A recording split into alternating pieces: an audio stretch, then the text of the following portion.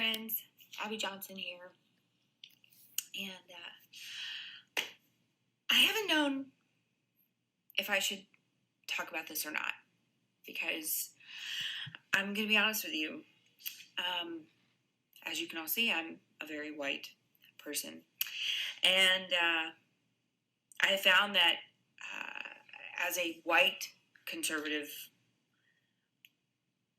non-woke person, when I speak on racial issues, my voice isn't wanted. But then when I'm silent on the issues, I'm told that I need to speak. And so as a white person, I feel like I don't really know what to say. I have black friends who absolutely love Candace Owens and her voice, and I have just as many black friends who hate her. And so, it's hard to know as a white person sort of how to navigate this. And so I've sort of felt like my voice isn't wanted in this conversation. But you know what? I've decided that I can't be quiet about it. You know why? Because as many of you know, I have a biracial son. His name is Jude. And he is just, in my opinion, the most adorable little brown boy you will ever see in your life. He looks like he has a perpetual tan. He has the most gorgeous hair on the planet. And he loves his brown skin. He talks about it all the time. His brothers talk about how he has brown skin and they have peach skin, and they talk about their differences lovingly, and I love it. And it's a constant source of conversation in our home, and they love to talk about their differences, and it's a beautiful thing. And I've got 5 boys. I have 8 children, but I have 5 boys, 3 girls. And as a mom of 5 boys, and one of those boys being biracial, I recognize that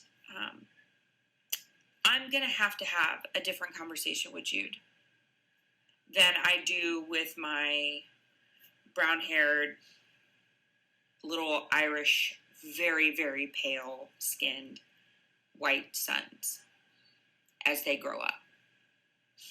Because right now, Jude is an adorable, perpetually tan looking little brown boy. But one day, he's going to grow up, and he's going to be a tall, probably sort of large, intimidating looking, maybe brown man. And my other boys are probably going to look like nerdy white guys. And so I realize that I'm going to have a different conversation with Jude than I do with my nerdy white kids. And that doesn't make me angry. And many of you would say, that should make you angry, Abby, but it doesn't make me angry. You know why? Because I look at statistics over emotion. Okay? Now, I'll tell you what does make me angry in a minute, but right now I'm going to look at statistics over emotion, okay? Statistically, I look at our prison population, and I see that there is a disproportionately high number of African American males in our prison population for crimes, particularly for violent crimes. So, statistically, when a police officer sees a brown man, like my Jude, walking down the road, as opposed to my white nerdy kids, my white nerdy men, walking down the road, because of the statistics that he knows in his head, that these police officers know in their head, they're going to know that statistically, my brown son is more likely to commit a violent offense over my white sons. Okay? So the fact that in his head he would be more careful around my brown son than my white son, that doesn't actually make me angry. That makes that police officer smart because of statistics. Now, if he treats my brown son more violently than my white son, that makes me angry. But if he's on more high alert with my brown son than he is my white son, that doesn't make me angry. Because that's just smart. Because of statistics. Okay? Now, if he acts in an unjust manner toward my brown son than my white son, that makes me angry. But statistically, if he's on more high alert, I'm not angry about that. So I recognize that I have to have a different conversation with Jude. I recognize that I'm going to have to talk to him about how to behave when he gets pulled over and how to be maybe extra cautious when he gets pulled over as an adult. How he walks down the street, how he talks to a police officer if he's approached by a police officer. I get that. And that just made me angry. What makes me angry is the why. Why are the statistics the way that they are? I started doing a little digging because I'm a researcher by nature. And part of my education is to be a researcher. I'm almost done with my doctorate in clinical counseling. And so part of that degree, and my master's is in clinical counseling. So part of that is doing a lot of research. So I'm just sort of a research nerd. So I look at a lot of research. So I started looking at research about fatherhood because I believe that the primary reason that we see a lot of the illness in our society today, and one of the reasons that we're seeing a lot of what's happening today in our society is because of fatherlessness. Because fathers have not stood up and they have not taken their place in the home. And particularly in Black homes. And I knew that the previous statistic had been that 70% of Black homes were without fathers. And so I started researching, I started looking to see if that statistic had gotten better, if there had been an improvement. And I found, unfortunately, it had not. That 70% has maintained pretty steady over many years. And so I started looking at these different fatherhood initiatives. I remember Denzel Washington had been part of that fatherhood initiative. I remember, there were other Black actors and Black male activists that had been part of that. And I started looking and I realized that their voices had really been silenced.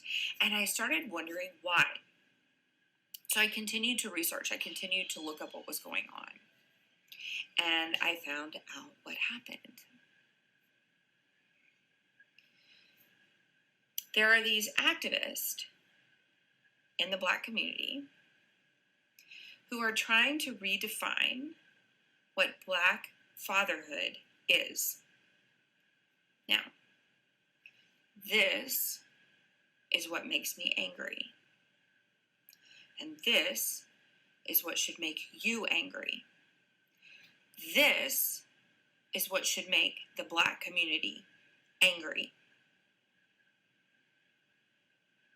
Okay. There are studies out there that are trying to redefine Black fatherhood. They are essentially saying that the 70% number is a lie because Black fatherhood looks different than white fatherhood. That Black fatherhood actually does look like a Black man coming in and out of the home and not being a consistent presence in the home. And that version of fatherhood is equivalent to a white father being consistently in the home. Okay, I don't want to cuss on here, but that is BS. And that is racist. Children, no matter their skin color, deserve the consistent presence of a father in their life. Black fathers do not get a pass just because it is culturally different. Just because black fathers don't want to be in the home, and culturally it has been acceptable for them to be with multiple women. First of all, women, black women, you deserve better than that. You deserve a man who is going to father a child with you and be with you in the home with you and your child. Number one.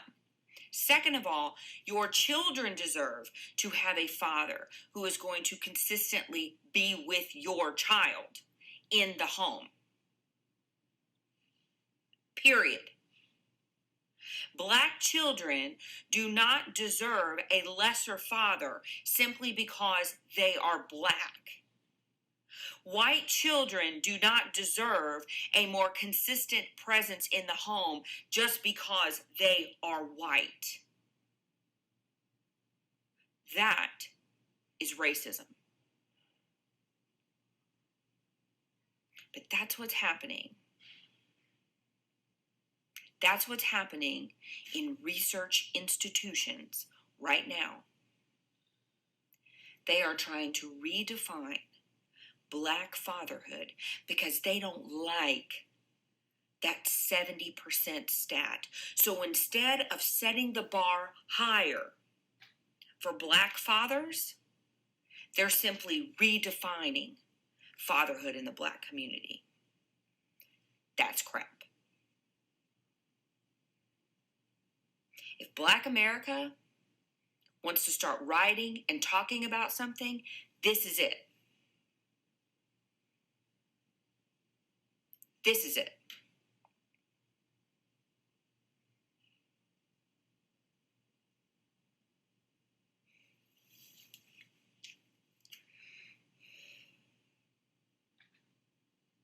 Our prisons are disproportionately filled with black men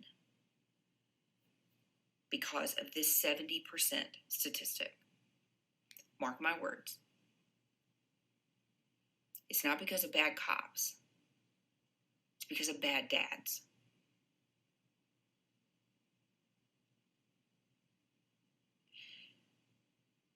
You want to jump on board with something? Jump on board with that. 70%.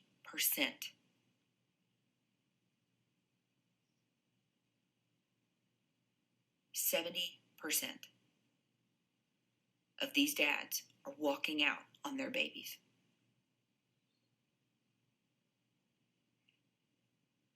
I'm not making an excuse for bad cops. There are bad cops out there, but not 70% of them.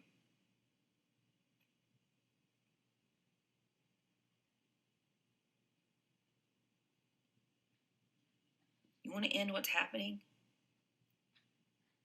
in these black communities? Don't try to redefine black fatherhood. That's not what's going to fix this.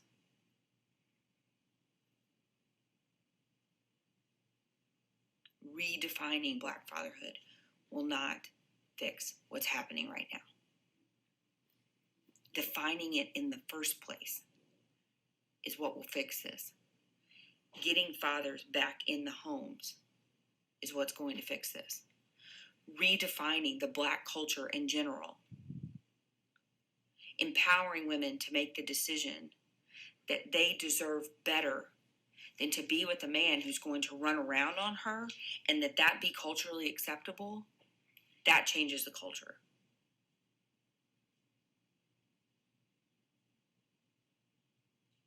Yeah, we've got big issues right now in the black community, but at the root of it, the root is not with bad cops. The root starts in the home. The root is at the family. If you want to solve this madness that's going on right here, right now in our society, that is where you start. Because what's happening right now with police and criminals and rioting and violence, that is just a symptom of what has been going on for a long time in the homes and the communities of our Black